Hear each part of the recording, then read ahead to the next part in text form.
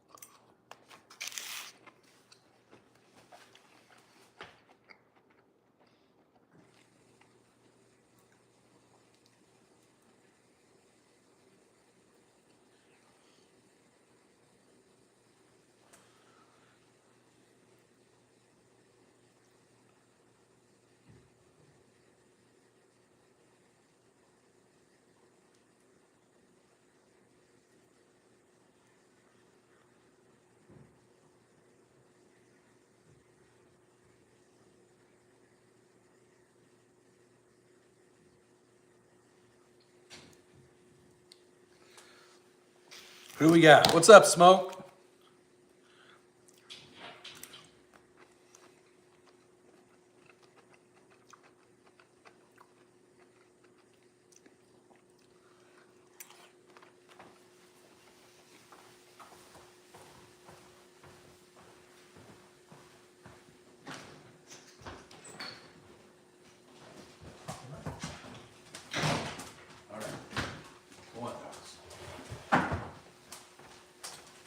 Alrighty.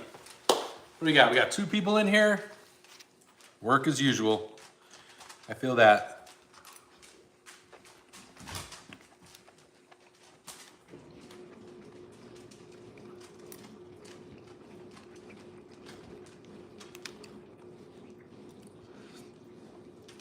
I don't know if anybody's gonna join us or not.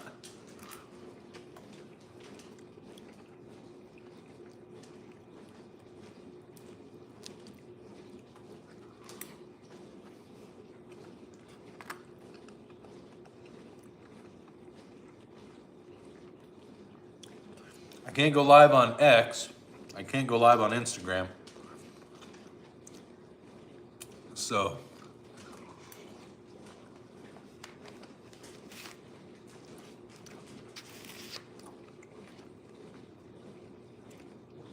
we might be able to get some people join us here and talk about what's going on in Minnesota.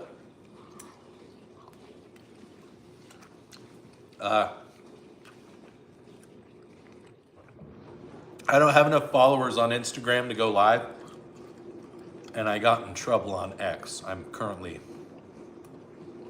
can't do things. I got in trouble on a social media platform. Who'd have thought that would ever happen?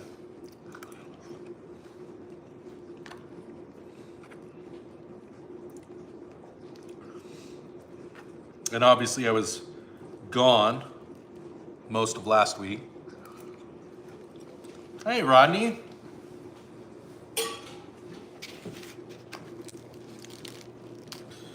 So I wanted to do a live stream. But I really do. I want to talk about what's going on in Minnesota, because I know that there's a lot of people on both sides of the aisle that have a lot of feelings.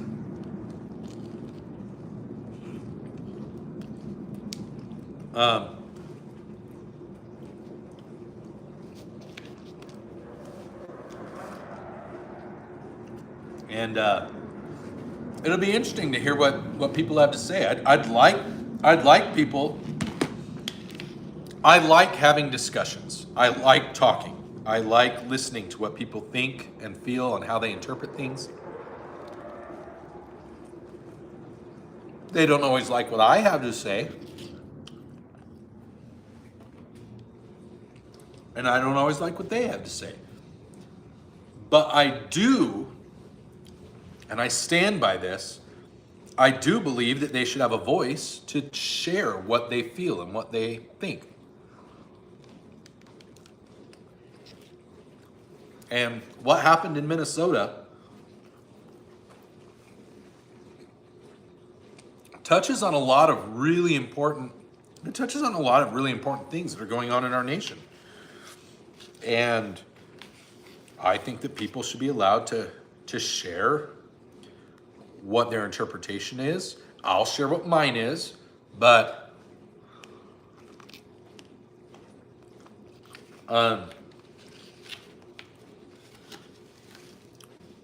you know, that's one of the beauties of this nation is we can disagree on things.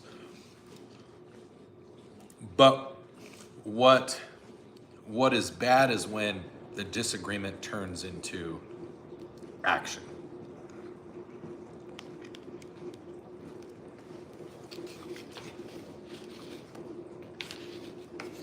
That's one of the things I love about social media is being able to have a platform where people can come together, they can voice their different opinions, they can voice what they want to say, they can share their frustrations, share their fears, and you know, maybe they'll find people that agree with them, that align with them. Maybe they won't.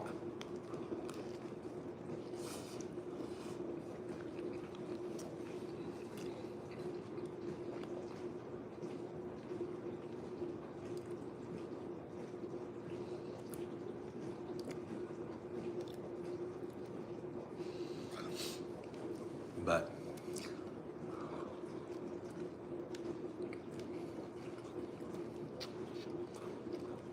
I agree, Rodney.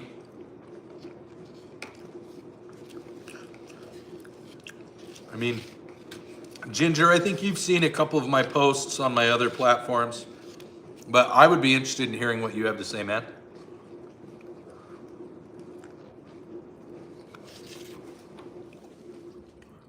Can you look in my fridge? Okay.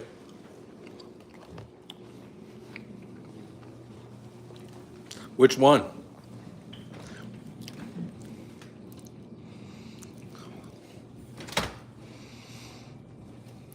Got lots of berries, mushrooms, chicken.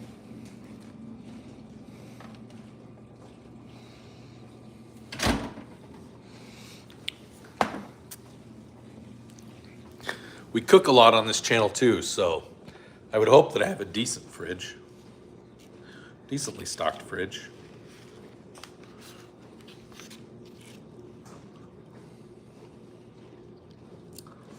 Berries are a great source of antioxidants, and they're high fiber and low carb.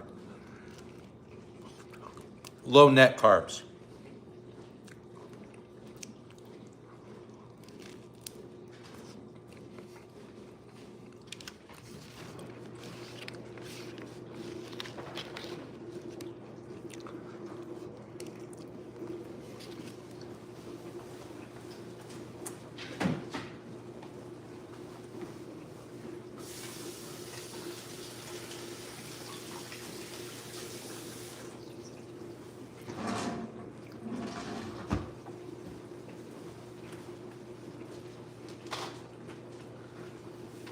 Alrighty.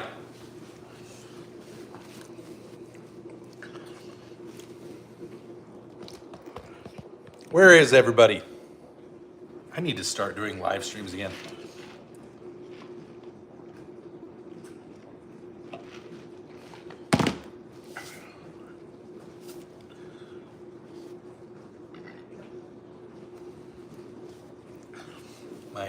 My channel's been sounds great, Benjamin.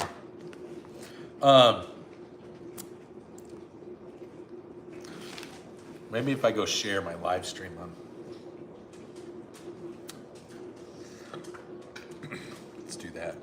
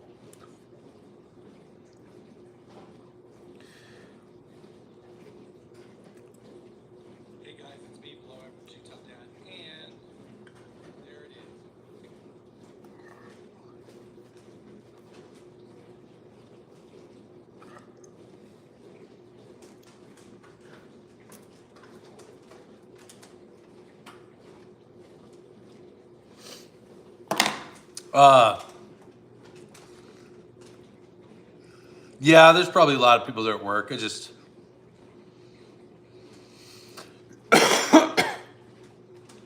probably a good point. A lot of people work. Just noon. I thought noon would be, you know, good time.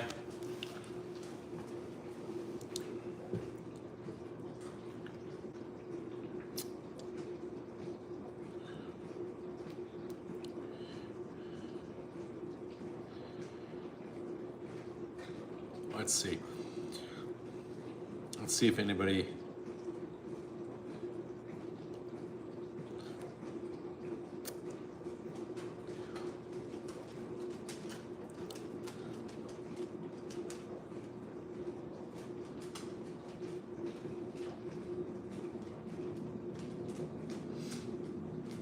I'm reading some of these responses on Instagram. Instagram threads is kind of like X or Twitter, except way more liberals.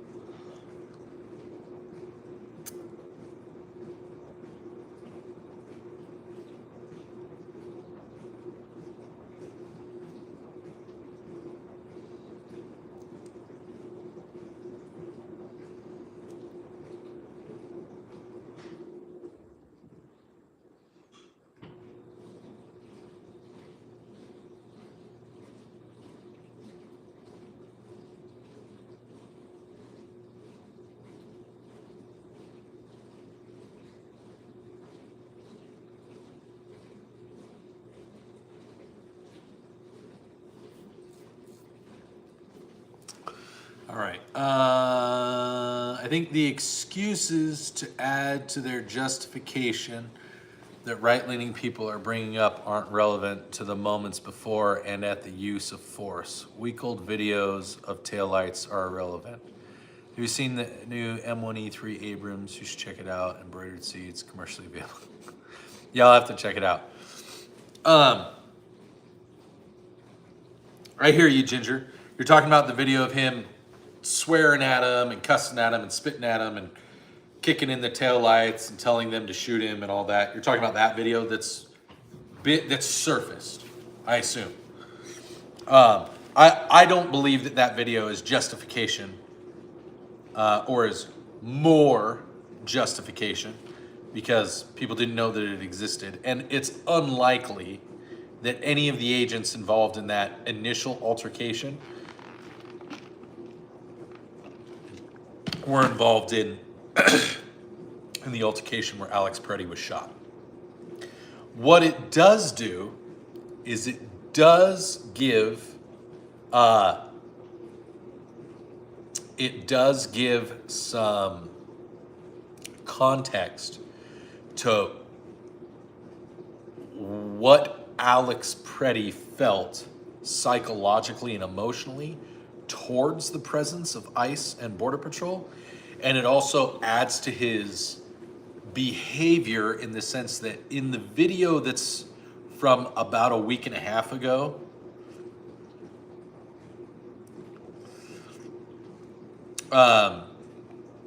the video from about a week and a half ago where he's kicking the Border Patrol vehicle and he's yelling at them and swearing at them, he was armed in that video too. You can see that he was armed. So what that tells us is that Alex Pretti did not feel it was wrong to engage in aggressive behavior while armed with law enforcement. You bring up a great point, Rodney. All of the retards on the left and the right that are out there saying you can't carry a firearm to a protest are wrong. Our president was wrong when he said that. Our president is wrong when he says you can't carry 2 magazines. You guys know, and you've seen when I carry like 4 magazines with a minimum of like 15 to 21 rounds. Like Like I will straight up carry whatever I have on my, like that's already in my pistol, plus an additional 4 magazines. So I usually have, when I have my 19 or my 17, when I have my 19 or my 17, my Glock clones, I usually have close to 85 rounds on me, between 75 and 85 rounds, depends on which magazines I have. That doesn't lead anything to intent. Now, his behavior of being willing to attack a vehicle and create an altercation while armed does contribute to potential intent.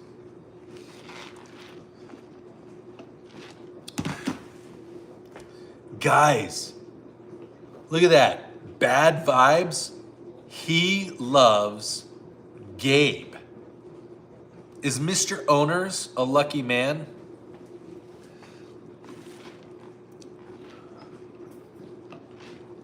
Come on, Gabe. This is not my first rodeo. Just because I have 4 people watching right now does not. Have you seen? We know. We know. Hey bad vibes. Do you flip the Snickers upside down before you try to swallow it in one bite? Or suck all the chocolate off the outside? I'm going for your vibe that you're giving off. Just trying to feel your vibe.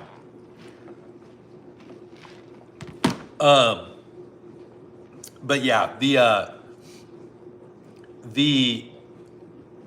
the video of him, the context of the video of him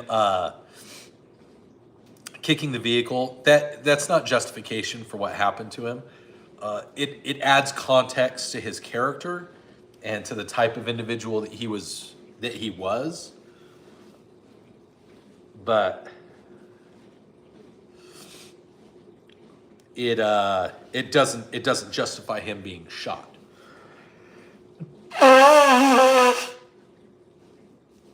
You guys know where I stand on that anytime there's loss of life, I don't care whether they're a bad guy or a good guy or a normal guy or whatever. If there's loss of life, like, that's bad. Like, that means there was an escalation of the situation that couldn't come back down, and so it reached the peak. All right? Death is the peak. Death and violence is the peak of I got a notification, Dad. Of what? I got my first retweet. Oh, you did? Yeah. It's just like how RPM's like still committed despite being dark, and I'm like, Scott's face when Ziggy talks up the explosions where he's like, holy crap. I'm not the only one that notices that. Thank you, Bad Vibes. I'm glad you feel that way. I feel that way too. So, but we can kind of break down some things that happened. I know that some people will disagree with me, and that's good. I want people to disagree with me. But I want people to look at things from more than, we're at almost a week of outside perspective, watching 4 different videos from the same angles with AI, adjustment, or with slow motion and all of that. So we need to address a couple things when you have conversations like this. We aren't the police officers or the law enforcement officers involved. All right? We don't know what happened to them leading up to it. We don't know what their day was like. We don't know what their week was like. We don't have all of those details.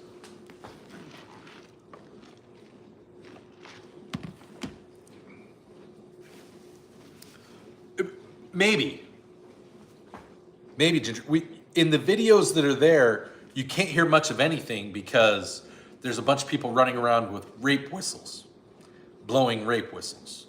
And that's a contributing factor to the behavior of DHS and to the behavior of the civilians that were involved. The weapon that he was carrying was a P320. It was a very expensive version of the P320. So you know he put some money into that, but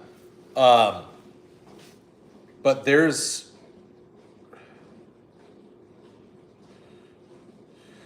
a lot more. There's a lot more that needs to be considered because context matters. You know. So what we can have that I don't know. That's conjecture that's neither here nor there.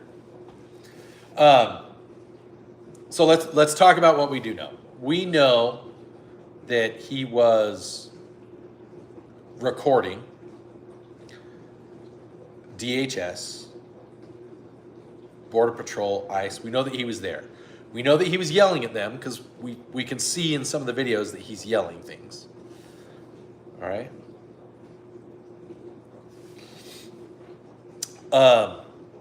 We know that he did step between one of the Border Patrol ICE agents, Border Patrol or ICE. I know some people are saying it's ICE, some people are saying Border Patrol. It's some kind of immigration's federal law enforcement. So we know that he stepped in and pushed the Border Patrol agent aside, or at the very least tried to stop the Border Patrol agent from doing anything else to the lady that was pushed to the ground, which is a separate action. That's fine, bad vibes, we don't care. So, Border Patrol or ICE agent shoving the lady to the ground is a separate action from him interjecting into that. All right?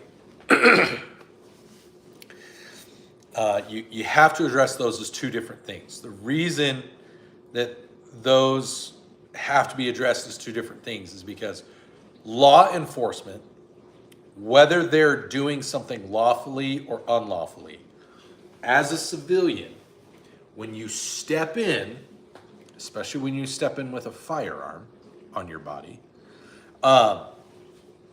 you are creating a new tangent. You're creating a new complication to the situation. So,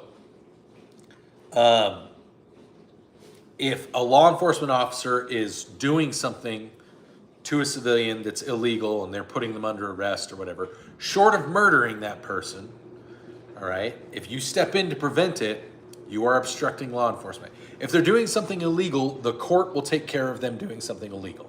People can have the argument that not everybody gets their fair day in court. It's a whole separate issue. But the fact is that if a law enforcement officer is detaining someone or arresting someone or taking action against someone, all right, whether it's lawful or not, as a federally licensed or locally licensed law enforcement officer, they can do that. All right? And then the repercussions of them doing it incorrectly or outside of the law or outside of the bonds of what he's allowed to do, he or she is allowed to do, that is a separate issue. It will be addressed administratively or legally as needed for that law enforcement officer. So, bad vibes. I'm not a cop, but I work with a lot of cops. I know a lot of cops. So, when you step in and try to prevent something from happening because you think it's illegal, but you're doing it to a law enforcement officer, you are obstructing. That's against the law. When you are armed and you're obstructing, that's a felony. You are, especially if you touch a law enforcement officer while they're doing it. I hear that one a lot. I get told I look like a cop a lot. So the basis for detaining Alex Pretti, the basis for spraying him with mace, the basis for throwing him to the ground and going at him to arrest him, to limit his movement with his arms and his legs because he may or may not have a weapon, because they didn't know he had a weapon when they first took him to the ground. Because if he'd told them that he had a weapon, that probably would have been a completely different scenario. Like it would have changed, but he didn't, and that's fine. He didn't have to. Unless your state says you have to disclose that you're carrying a weapon, which Minnesota is not a constitutional carry. He also didn't have his concealed firearms license on him, which is a gray area. Some people say, well, they have record of it, so you don't necessarily have to have your license on you, but also any course and any class that I've ever been to about concealed carry and being tactical and being safe and how to de-escalate, you should always have your firearm license on you.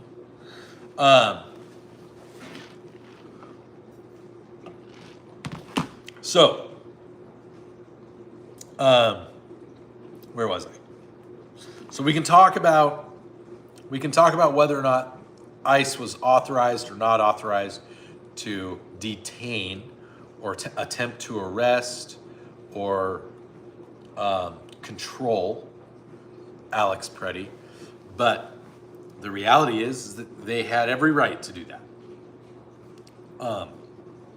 Now, when you're looking at things, and Brandon Herrera and Donut Operator, Cody over at Donut Operator, they did a great video where they talked about the totality of consequences or totality of consideration.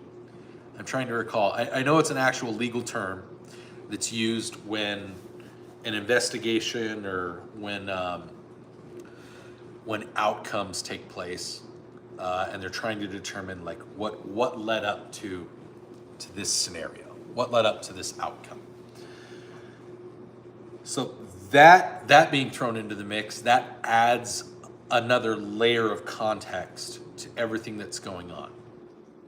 We know that in Minnesota, ICE is being treated very, very poorly. We know that the local law enforcement is not assisting because they've been told by the mayor and by the governor and several senators that they're not supposed to help ICE, that they're not allowed to help ICE.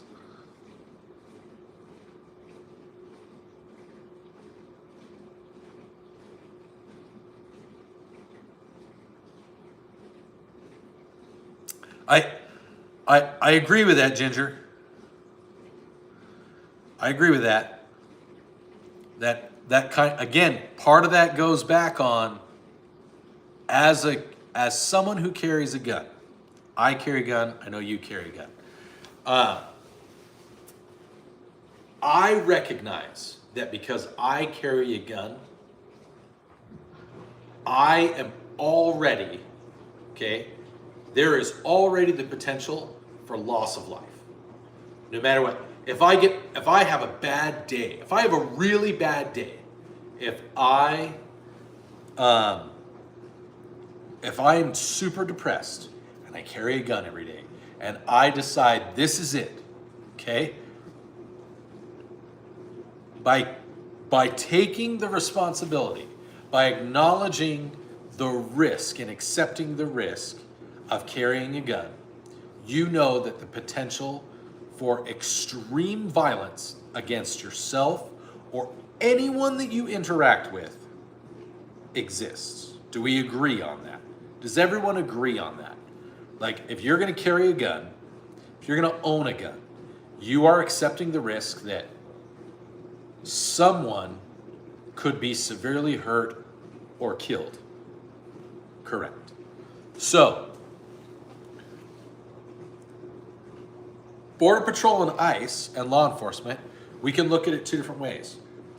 Do we want Border Patrol and law enforcement to assume everyone has... Exactly the point.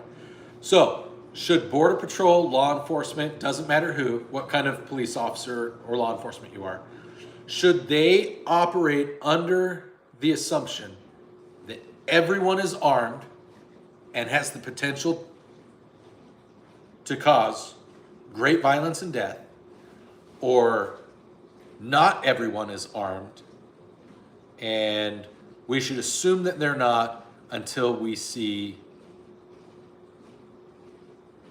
a reason to believe that they're armed.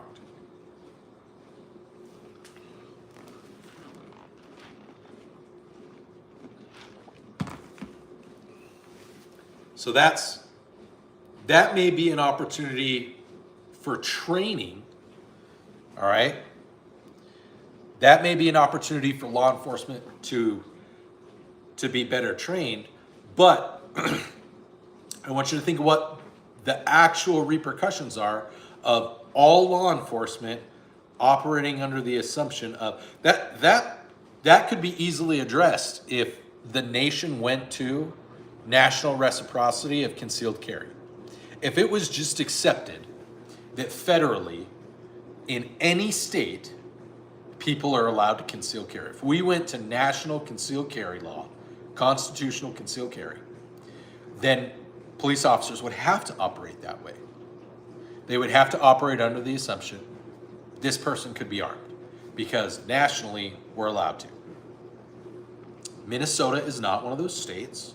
So then the question we have to ask is, do we want police officers to always assume everyone around them is armed and a potential threat? Is that the type of policing? Like, what does that do? Think about people that have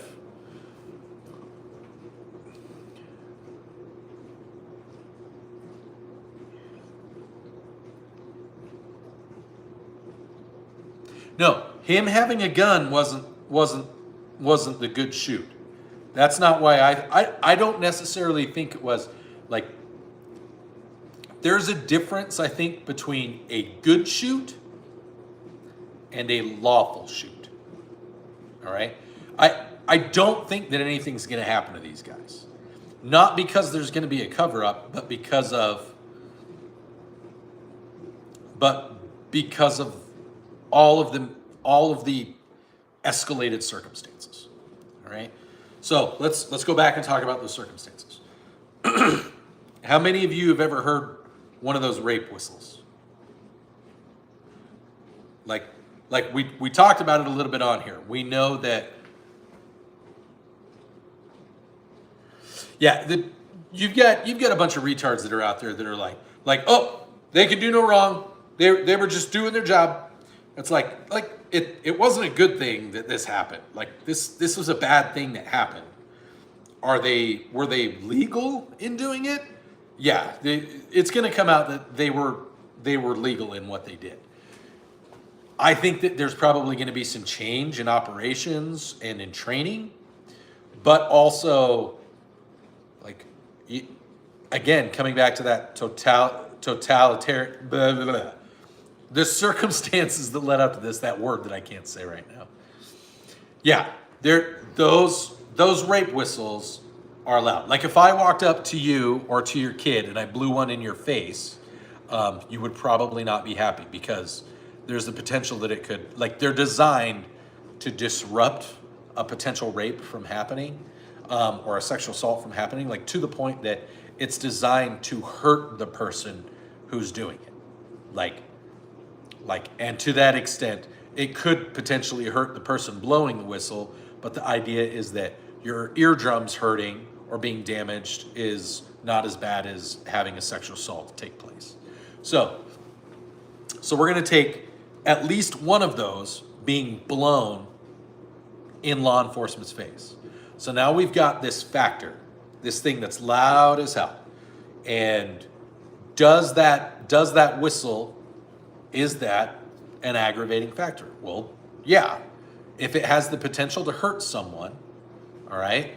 If it has the potential to hurt someone who's trying to break a law, it doesn't suddenly make it so that it can't hurt someone who's trying to enforce law.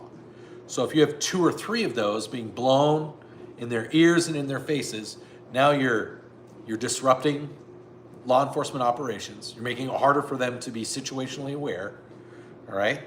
If those whistles are going off, can they hear a truck that's already coming down the road and maybe going more than 5 miles an hour? Can they hear that vehicle coming down the road properly? Maybe, maybe not. What happened? What would have happened if that were to have occurred? What if it was an effort by Ice Watch to scare ICE agents by blowing whistles and then having a truck speed by and make them think that they were going to get hit by a truck? We don't, it's conjecture, but could that have happened? Could they have been blowing whistles and somebody walked up with a shotgun and would they have heard that? So the people being there, being aggressive, yelling, making threats, saying rude things, spitting on them, blowing rape whistles, that's an aggravating factor. That adds to the stress. It adds to the reactions that law enforcement is authorized to take. Like, and to say that it doesn't matter, to say that, well, they're trained to ignore things like that. Actually, they're trained to not ignore things like that. They should treat that as, well, that could have contributed to a potential threat. So now you've got all of those things happening. You've got law enforcement shoving someone down. You've got this random dude who's been recording and yelling and saying things for however long, who steps in and pushes his Border Patrol agent. Well, how's the Border Patrol agent supposed to address someone shoving them when that person's been in their face, saying things to them, recording them?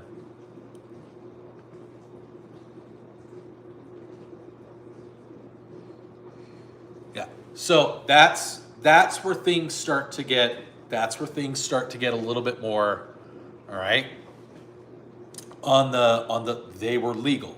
It's not good, but it is.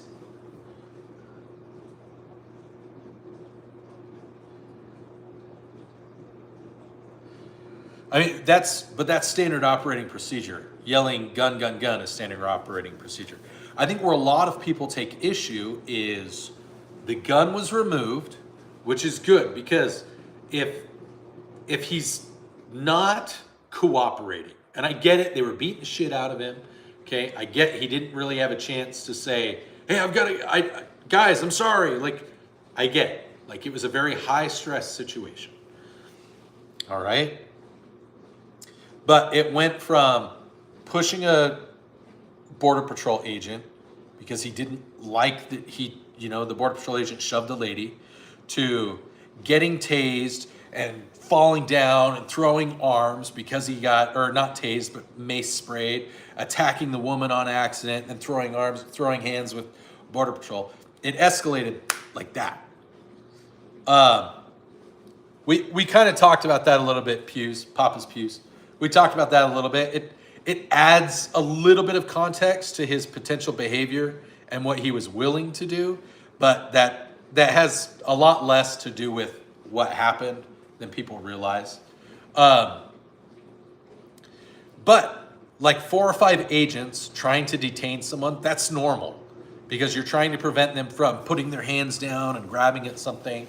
You're trying to prevent them from, swinging at other officers or kicking at other officers, especially when you're on the ground, because it's hard to detain someone when they're on the ground. They're not going anywhere, but it's hard to get your arms around them, to get their hands behind their back.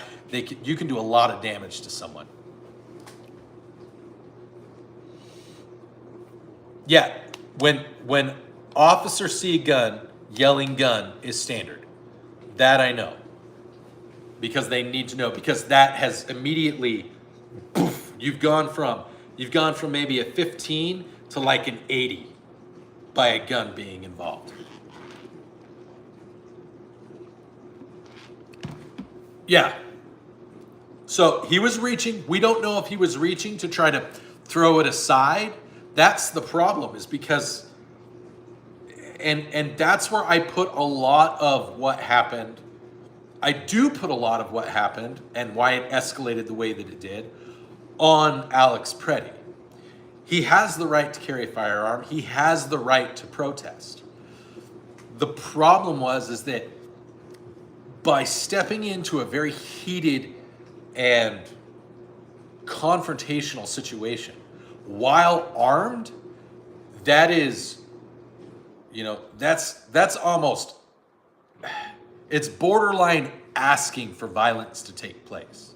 And that's where psychologically, I don't know where Alex Pretti was. Like the behavior of attacking the police vehicle, yelling at them the week before, saying, shoot me, mother effer, and all of that while armed, being okay with doing all of that. I mean, that would be like if I went to, literally armed, if I went armed to Kearns, Utah, or West Valley City, Utah, and wore a shirt that said F and then I had the N word, and just started walking around, all right? Am I asking for violence while armed? It's my right to do that. I have the First Amendment right to say whatever the F I want. And I have the Second Amendment right to carry a firearm. But if something happens,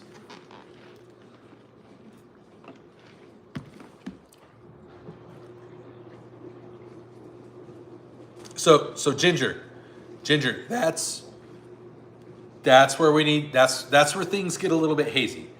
They disarmed him, but you also have to consider, like, did anyone know that he was disarmed? Did anyone know where that shot came from? Do we know if it came from the P320? Do we know if it came from someone down the street? Do we know if it came from one of the law enforcement officers? All right. When there's a fight and there's struggling and there's confrontation and there's things like that, you've got heightened adrenaline by everybody involved. You have people yelling and saying, oh, you're murderers, and Nazis, and all that. You've got cars honking. You've got rape whistles being blown. You've got people in your face with cameras. All of those things are happening at once to everyone involved. And then someone yells the word gun. Everyone that's there that hears the word gun, that's there around that body, is immediately going, oh shit, this dude has a gun and he's fighting back. Is he gonna try to, and then a gunshot goes off, all right? How do we want officers to react in that situation? That's the question that I ask everyone.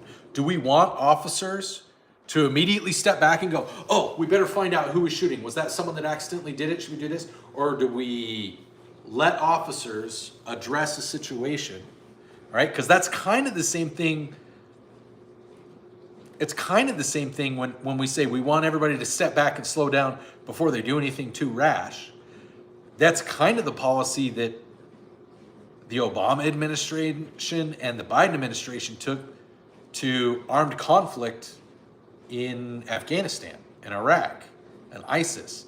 It was, nah, you've got to make absolutely certain that they're shooting at you and not just trying to scare you with bullets so that you'll go away because, you know, you're intimidating because you're Americans. We're starting to get onto that borderline. At what point does the officer who's just trying to do his job and then sees a gun or hears gun and then hears a gunshot, at what point is he not allowed to think, my life is in danger? That's where things are, that's where this gets really dirty. Like this is not a good thing. It was a shit show. All right? It was a shit show from the beginning. It's a shit show that local law enforcement isn't cooperating and assisting. If local law enforcement, because we can look at this totality of events that took place, and we can say, if this would have happened, this wouldn't have happened. If he would have been arrested a week ago for assaulting police vehicles and all that,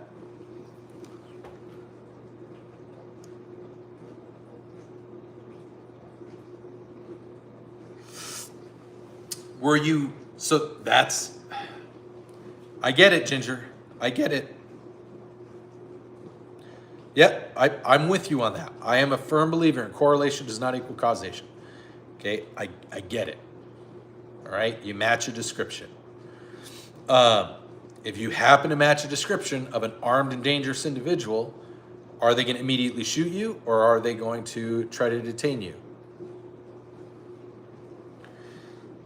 You're correct. You're correct. And that is that is part of the accepted risk that we, as Second Amendment advocates, have to assess. If I happen to look like someone that they're looking for and I'm carrying a gun, is my right to self-defense and my belief and support of the Second Amendment, is it worth the risk that I could be mistaken for something? If that happens, like obviously they're completely in the wrong. In this case, are they completely in the wrong for reacting the way that they did? In your case, are they completely wrong for reacting because you match and meet all the things that they're looking for?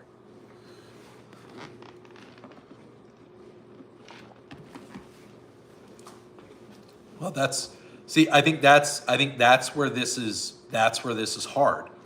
Is you are accepting the risk that as a not law enforcement officer, you're going to carry a firearm to defend yourself because you understand that police and law enforcement, the people that are there to enforce laws, you should hold the state to a higher standard.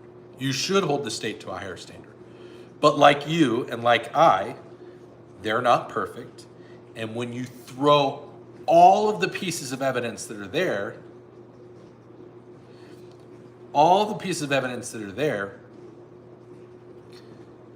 what ended up happening, while not good, is justifiable.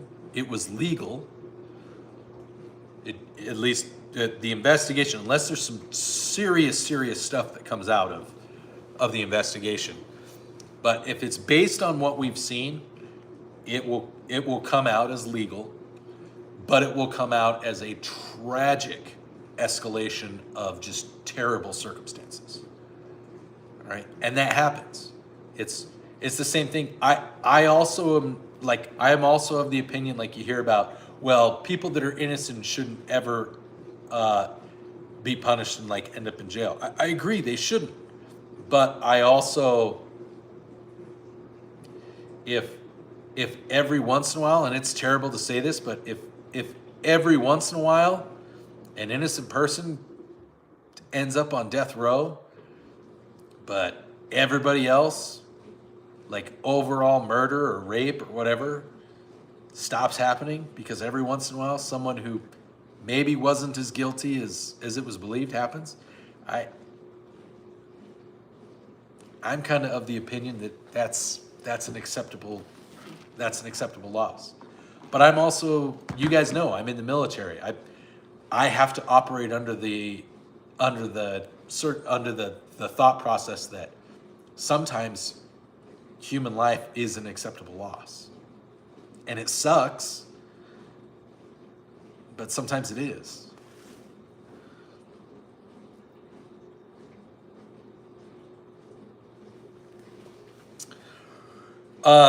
Do I believe that a civilian is held to a higher self-defense standard than anyone wearing a badge? I don't actually believe that. I don't believe that. I think it's easier. I think it's easier to convict a civilian. But I don't think that a civilian is held to the same case. I know that it's treated that way. But I actually don't believe that that civilians should be held to a higher standard than police officers. Because we can see based upon criminal activity and criminal behavior that there is a lower rate of concealed firearm holders and concealed firearm license holders. There's a lower criminal rate amongst concealed firearm license holders than there are amongst police officers. So,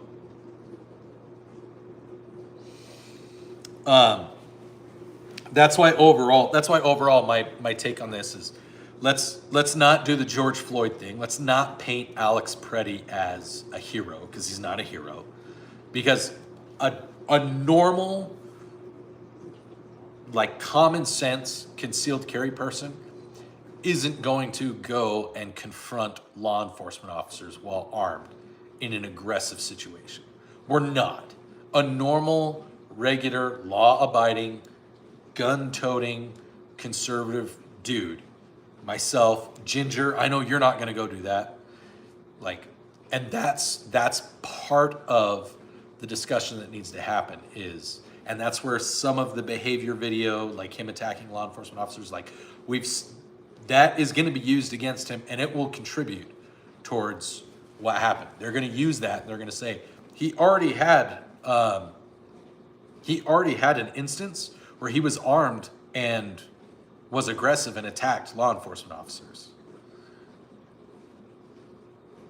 I'm not saying that it should matter. I'm saying that it will be used. Just like they made the stupid argument about he had more than 2 magazines and they were fully loaded. Like, anybody who's a gun person knows, like, that's not that weird. It's not weird to have more than 2 magazines. But if they have a jury with peers and they're just regular everyday people,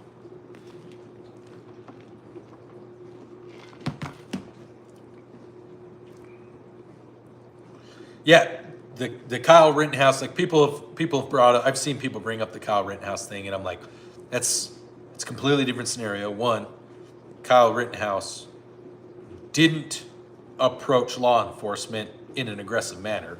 He was in a location by invitation. He was within the law.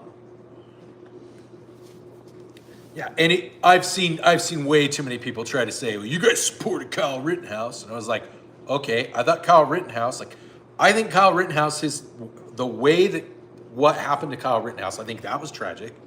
I think the way he composed himself as a 17-year-old young man during that time, under all that stress with everything that happened, I think that he showed a tremendous amount of security and level-headedness and discipline. Because I know people that are in the military that would have just started unloading had they been in that situation. I think it was stupid that he was there as a 17-year-old kid, but it wasn't illegal for him to be there, just like it wasn't illegal for Alex Pretti. Yeah, I am of the opinion that, like, awful beyond measure, but still legal in the sense that I don't know how, with everything that was happening, I don't know how that scenario could have played out any differently. If they can find out what firearm went off, because I think a lot of the video shows that it looks like it was the P320. It looks like it was his gun that went off after the other law enforcement officer got it. And I think had that gun not gone off, he would probably still be alive.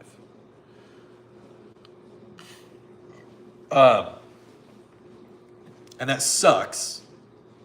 But again, that also lends to the correlation side, again, not the causation, the correlation side of, if you wouldn't have fucked around with law enforcement while you had a gun on,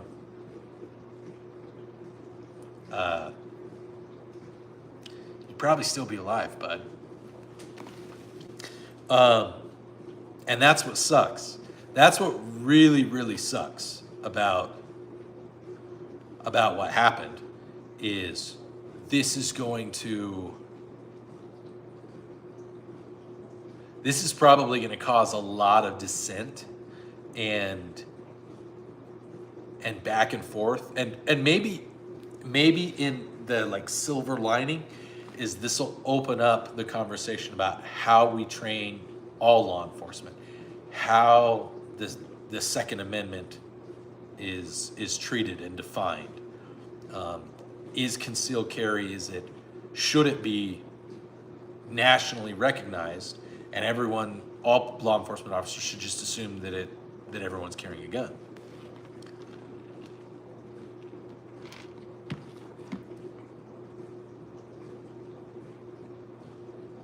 That's a great question, Ginger. That's a great question. That I don't have an answer to. Again, these were Border Patrol dudes, not even ICE agents. So Border Patrol, they train a little bit differently. I've worked with Border Patrol before, and I know that it's a little different.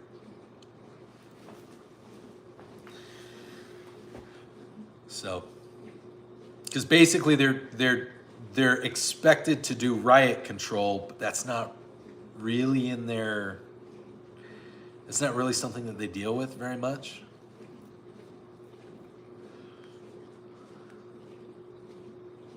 It is. It's a different. They all go through They all go through Federal Law Enforcement Training Center through FLETC, and they all get some fundamental things, but the things that they focus on at Border Patrol Academy is different than what they focus on at ICE Academy, is different than what they focus on at, Quantico FBI Academy, is different than what they focus on at Langley Central Intelligence Agency Academy or Secret Service Academy. Everyone has a different core fundamental course that they work on. What the Layton Police Department here in Utah trains on is going to be a little bit different than what they train on in West Valley City, because it's different people, it's different socioeconomics. There's a lot of things that go into that. Maybe that will change. Maybe this will contribute to, again, a higher standard of learning and law enforcement practice and training that states and federal law enforcement agencies will undergo. There's a lot of good that can come from this.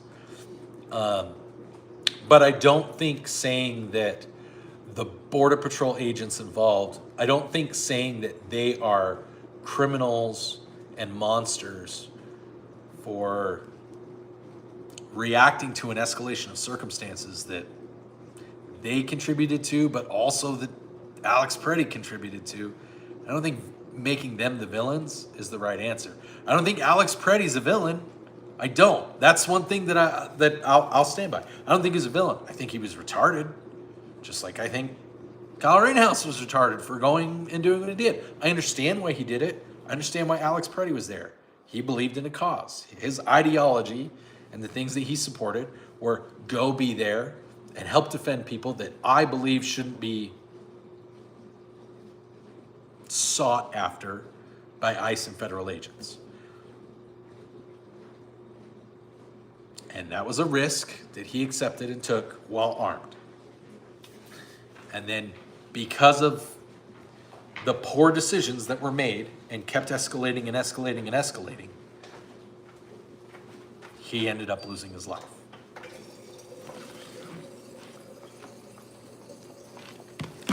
Border Patrol could have ignored him.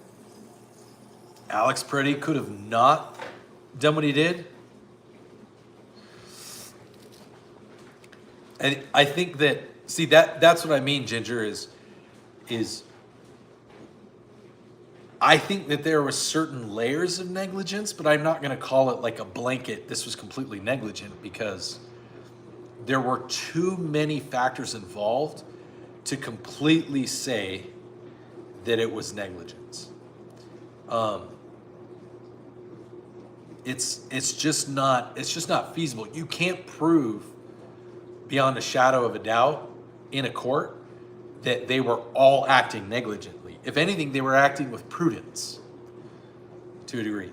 Like when someone yells gun and there's a gun that's visible and then a gun goes off, it makes sense for law enforcement to put those things together in that order and go, oh shit.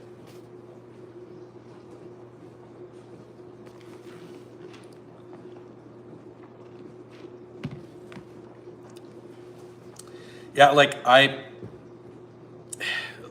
think it's terrible that Ashley Babbitt died too. And I think it's kind of a similar circumstance. She shouldn't have been there. Trying to get into the building the way that she was. Now, it can be argued that she was just with the crowd and got shoved up there. So, I don't know.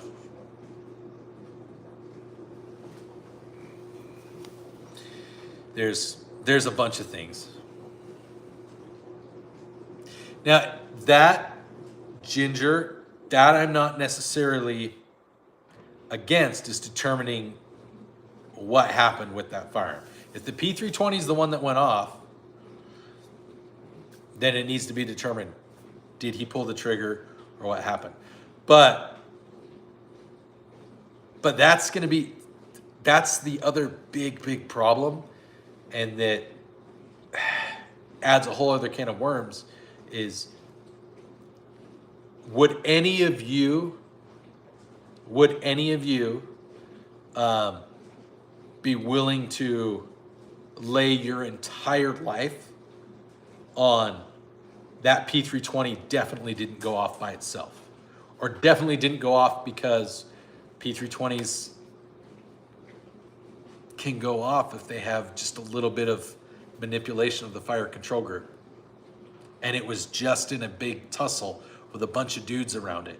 Is it possible that something got in there, and while he was walking away, like something with that fire control, because we've seen them drop, and as soon as they touch the ground, fire, because the slide moves the wrong way.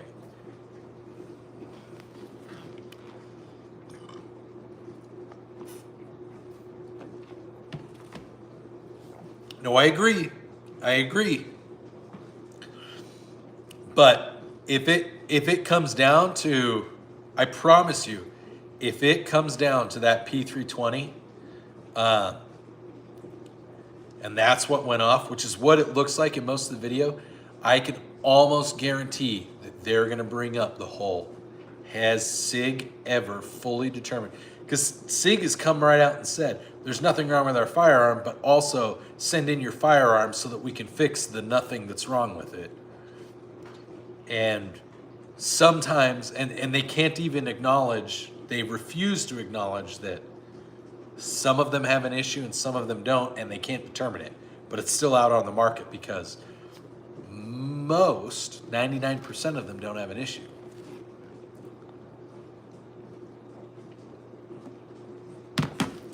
If it comes down to them going after the guy that removed the firearm, I can almost guarantee that at some point, because what will likely happen is, because what he did wasn't wrong. Removing the firearm wasn't wrong. If there was an ND or AD of that firearm, he will probably be administratively punished. He'll probably be removed from his position. And I guarantee you, they're going to go after SIG. And I guarantee you that as soon as SIG saw that this dude was carrying that thing, I guarantee they started preparing a defense. I guarantee you SIG's lawyers are working overtime right now because they know that this dude or the federal government is going to come after SIG because it's like, this resulted in someone's death because you can't, and that's what sucks about this also is SIG can't right now. They cannot come up and say 100% this firearm didn't fire by itself. Somebody had to pull the trigger. They can't do that because there's already evidence that shows it can. There's already, that proof exists that gun can go off without somebody pulling the trigger. Like, we all agree with that, correct? And that's what really sucks is the agent who pulled it out, if that gun did go off and that's what caused it, like, he didn't do anything wrong. He's going to be held responsible. But, man,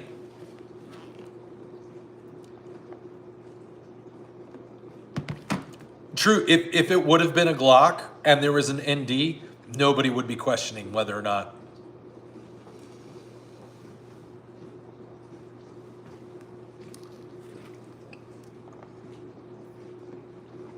Well, no, Rodney, they don't say that it can't go off by itself. They say it can't go off without a manipulation of the trigger. They say it can't go off without a manipulation of the trigger, which is correct. It's just that there's plenty of video and there's plenty of evidence out there to show that it doesn't take much for that fucking trigger to get manipulated. Like gravity has manipulated the trigger and gotten those things to go off. You can drop it like this, and if you don't have the right stuff, the trigger will go, and the gun can go off. Oh, I have no doubt that SIG is gonna get blamed at some point.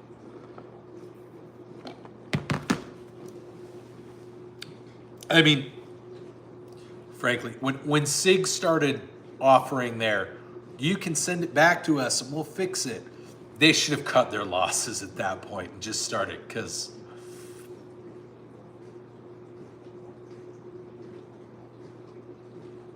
shaking nuts, yeah.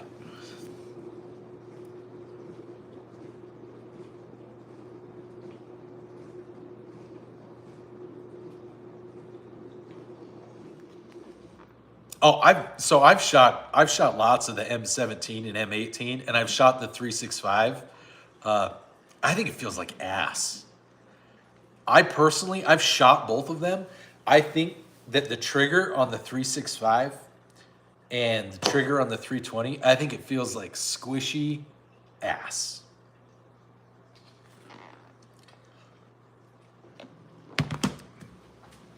I get it, Ginger, but it's one of the things. It comes down to the kind of the same thing. I'm not saying that I think it's right. I'm just saying I think this is what's going to happen. I think that there is some responsibility, but I am not personally comfortable in condemning either Alex or any of the Border Patrol agents involved, because I think they all fucked up to some degree. I think that Border Patrol reacted the way that they would. And I'm glad that law enforcement officers would react in a way where if they thought someone was a threat and had a gun, and they knew that they had a gun, or at least they knew that they did at one point during all of this.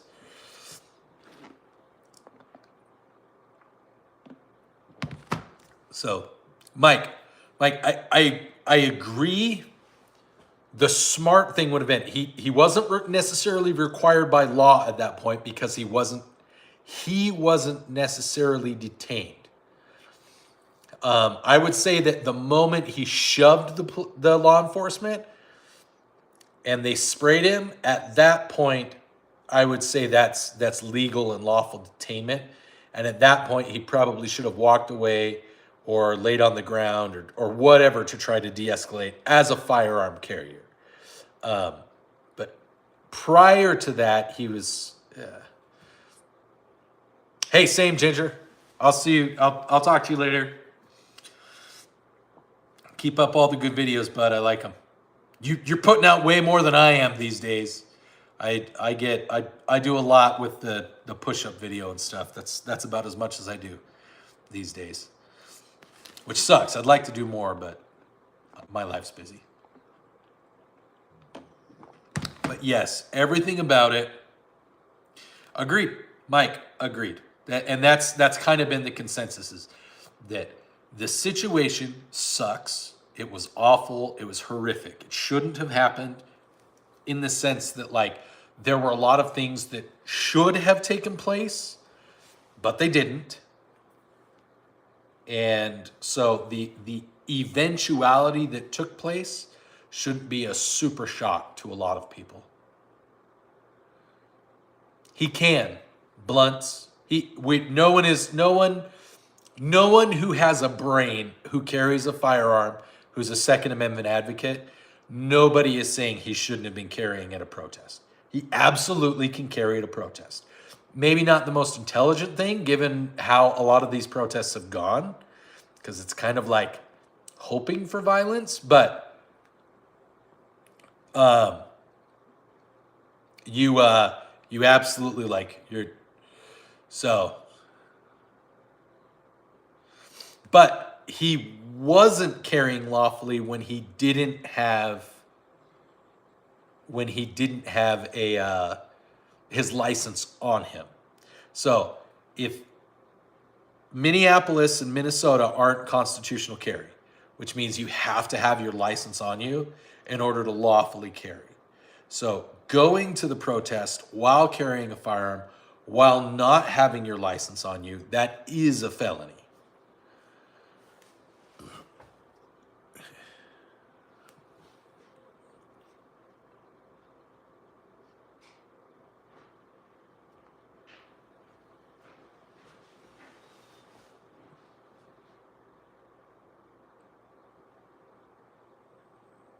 Yeah, Utah's the same way, Beyond.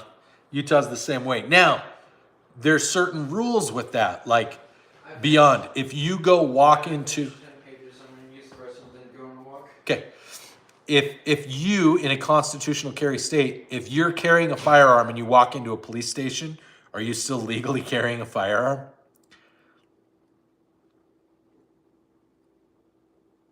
Mike, I agree. That is the common sense thing to do.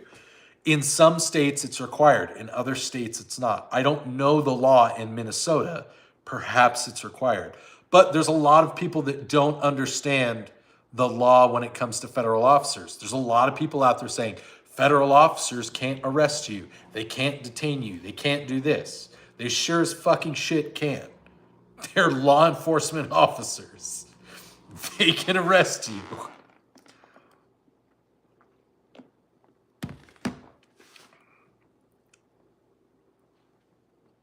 Yeah.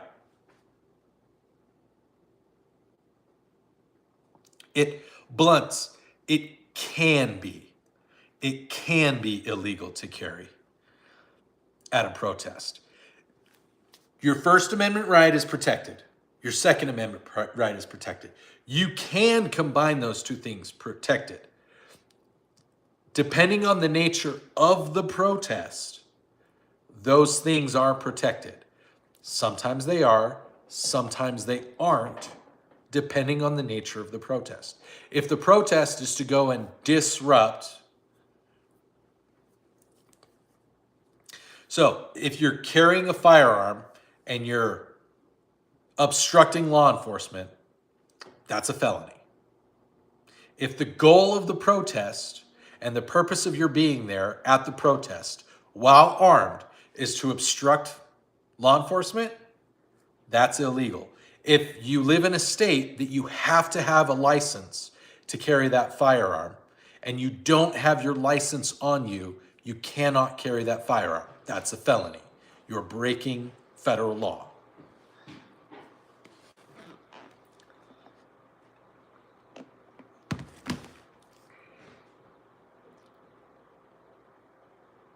Yeah, and whenever I've been pulled over, I just wait for them to come. I keep my hands on my steering wheel when they roll down the window, or when they come up, I'll roll down the window and I'll let them know I do have a firearm in the vehicle and I have a license.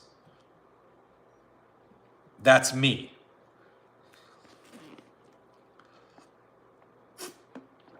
So blunts, I think that is what, like, I know everyday carry very well. All right. So I think that is what he's trying to convey. In this instance, because Mr. Pretti did not have his license on him, he wasn't lawfully allowed to be at that protest and carry a firearm. So you can do that if you're following the law. If you're not following the law, then you're breaking the law. It's illegal. That wasn't, like, him doing that wasn't justification to shoot him. There was enough justification to shoot him based on the escalation of the information and the situation at hand. But just him being present with a firearm, even illegally, like, that's just an illegal weapons possession charge. And that's not obviously justification to shoot. It's when other things get added into it It's when all of that other crap gets thrown into the mix. That's when it becomes harder and harder to argue the justification of police officers reacting to a gun being involved after fighting with this dude, after trying to get him into handcuffs or to comply or whatever, whether there were commands or not.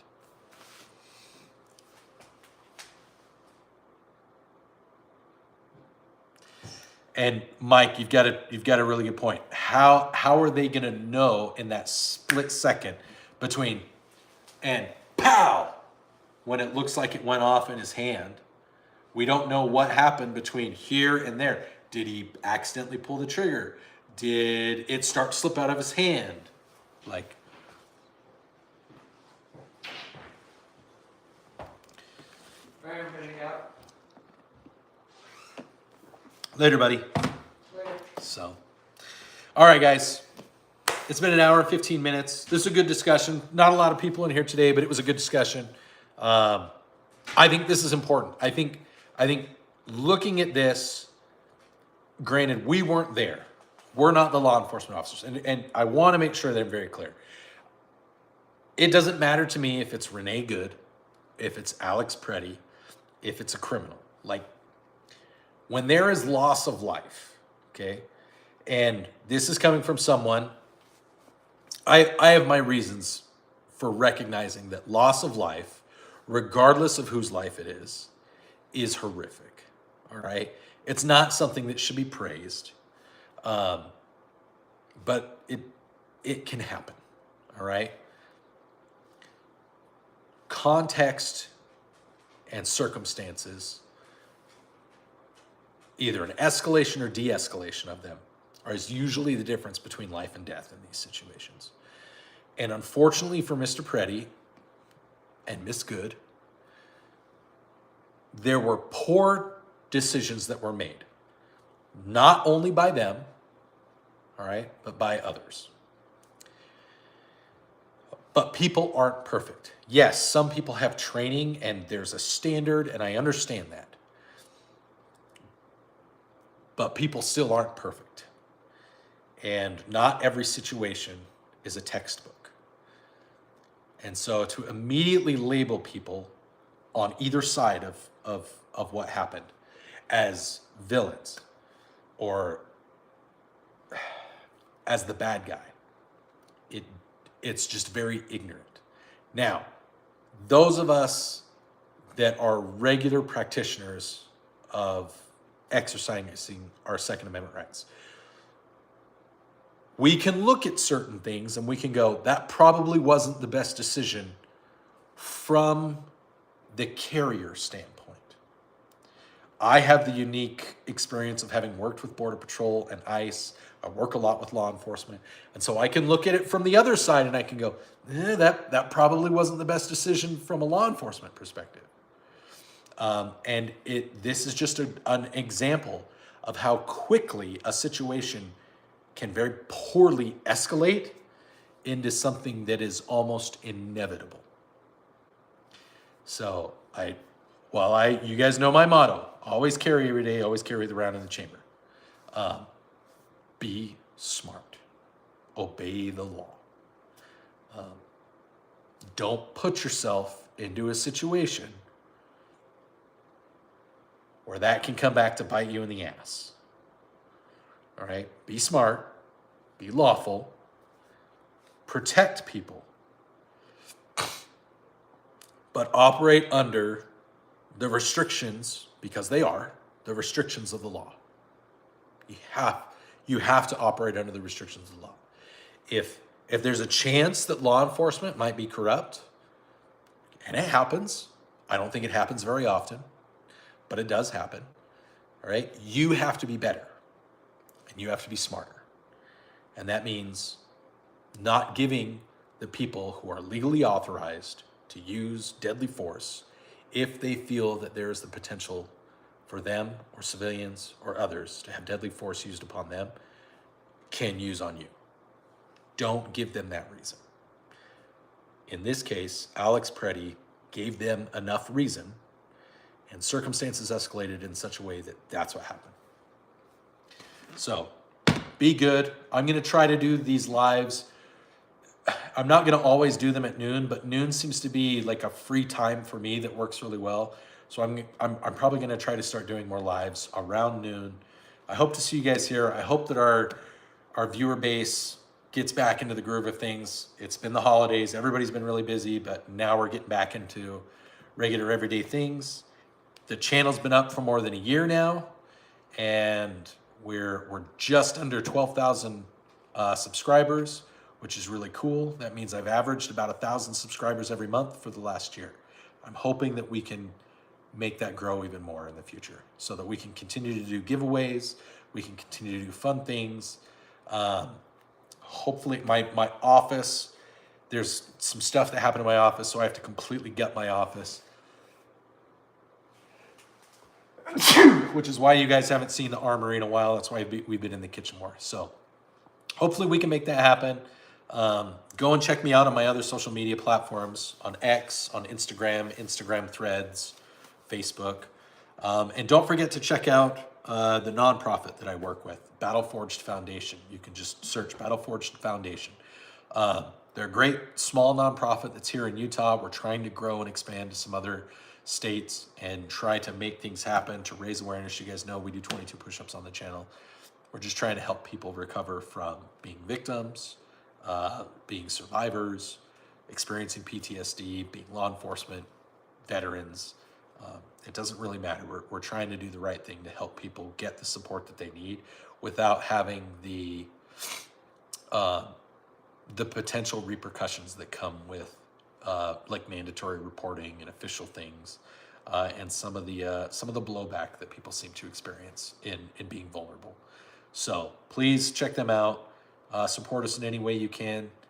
Thank you for continuing to support the channel, and stay zesty. We'll see you next time, friends.